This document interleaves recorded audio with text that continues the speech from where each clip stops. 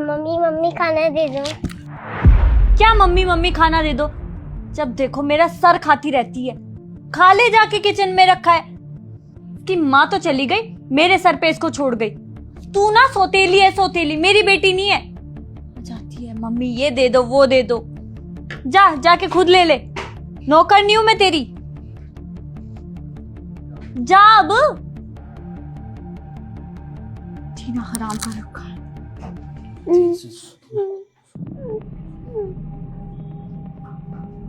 गार्गी, क्या हुआ बेटा? मम्मी कहती है कि तुम मेरी सौतेली बेटी हो। बेटा आप घर में चलो, आओ घर में चलो, आ जाओ।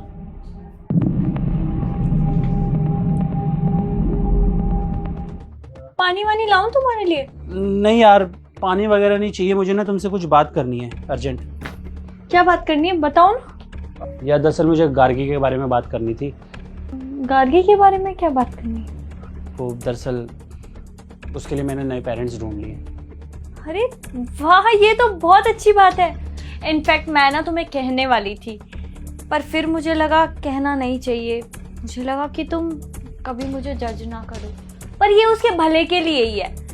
मैं बहुत खुश हूँ, गार्गी को नई फैमिली मिलेगी। देखो ना, तुम भी ऑफिस में बिजी रहते हो, मैं घर के कामों में बिजी रहती हूँ, उस पर ध्यान ही नहीं दे पाते हम लोग। तो फैमिली उसका अच्छे से ध्यान रखेगी। मैं तुम्हारे डिसीजन से बहुत खुश हूँ। कमाल है यार, तुम तो खुश हो इस डिसीजन से। मुझे लगा था तुम्हें बुरा लगेगा, तुम बोलोगी गार्गी को मत जाने दो। देखो मेरा वो मतलब नहीं है। गार्गी मेरी बेटी है, मतलब मैं उससे बहुत प्यार करती हूँ। पर यार एक माँ अपनी बेटी के लिए अच्छा ही तो चाहेगी। मैं भी उसके लिए अच्छा चाहती हूँ। मुझे दुख होगा, वो मुझसे दूर रहेगी, पर हाँ मैं मैनेज कर लूँगी उसकी खुशी के लिए। वैसे भी मुझे लगता है गार्गी मुझे कभी एक्सेप्ट नहीं कर पाएगी। उसका ना अजीब सा ही रूड नेचर है मेरी तरफ। वो मेरी बातें ही नहीं मानती, कभी सुनती ही नहीं है, फेंक देती है मेरे मुंह पे खाना। वो मुझे पसंद नहीं करेगी कभी। यार चाहता तो मैं भी उसकी खुशी हूँ और चाहता हूँ उसकी परवरिश अच्छी हो, इसीलिए उसके लिए पेरेंट्स ढूंढे। लेकिन प्रॉब्लम सिर्फ यही नहीं है, हमें ये घर भी खाली करना पड़ेगा। ये घर क्यों खाली करना पड़ेगा? मेरी स्वर्गवासी बीवी जो है, उसने एक वसीयत बनवाई थी अपने जाने से पहले, और उस वसीयत में ना साफ साफ लिखा था कि इस घर में वही रहेगा जो गार्गी का गार्डियन बनेगा। अब देखो मैं तो ऑफिस में बिजी रहता हूँ, तुम चीज़ों में बिजी रहती हो जैसा कि तुम बता रही हो, तो हम तो उसके गार्डियन रहेंगे नहीं, उसके गार्डियन बनेंगे वो नई फैमिली। तो हमें ये घर खाली करना पड़ेगा ताकि वो लोग यहाँ के रह सके। ये सब तुमने मुझे शादी के पहले क्यों नहीं बताया कि ऐसी कोई वसीयत है? वर्षा, कभी वसीयत के बारे में बताने की जरूरत पड़ी नहीं, क्योंकि मुझे लगा कि तुम संभाल लोगी सारी चीजें। लेकिन अब दिक्कतें आ रही है तो ठीक है ना। कोई जरूरत नहीं है, मत भेजो। मैं नहीं चाहती हम अपने घर से जाएं। और देखो जैसा भी उसका नेचर है मैं सहन कर लूंगी, आखिर माँ हूं मैं उसकी। अपने बच्चे के लिए तो एक माँ कुछ भी कर सकती है ना। मैं और गार्गी मिलके अच्छे से रह लेंगे, तुम चिंता मत करो। तुम किसी के पास मत भेजो, मैं उसका ध्यान रखूंगी। भले ही मुझे घर के लिए कोई काम वाली लगानी पड़े, पर मैं अब उसकी टेक केयर करूंगी, ठीक है? तुम चिंता मत करो। कमाल है ना वर्षा, तुम्हें पता चला कि घर हाथ से चले जाएगा तो कितनी जल्दी रंग बदल लिया तुमने। यार इतनी जल्दी तो गिरगिट भी रंग नहीं बदलता।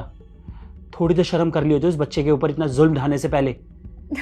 देखो नहीं, तुम गलत समझ रहे हो, मेरा वो मतलब नहीं था।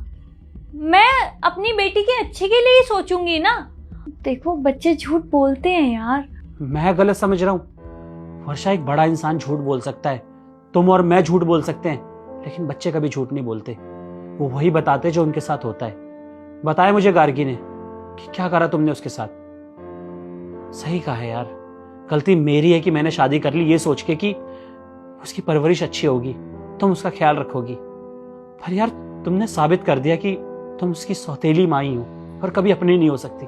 देखो ऐसा कुछ भी नहीं हुआ था, मेरी बात मानो। उसने कुछ ऐसी बता दिया होगा, मैं ध्यान रखूंगी आगे से। वर्षा, कुछ समझाने की जरूरत नहीं है। मैंने तुमसे शादी ना अपनी बच्चे के लिए ही की थी, और अगर उसी का ख्याल तुम नहीं रख सकती तो तुम्हारी जरूरत नहीं है इस घर में। तुम्हारा जो बनता है मैं कर दूंगा, तुम अपना बैग पैक करो और चले जाओ यहाँ से। हमारी शादी का क्या? प्लीज जाओ यहाँ से।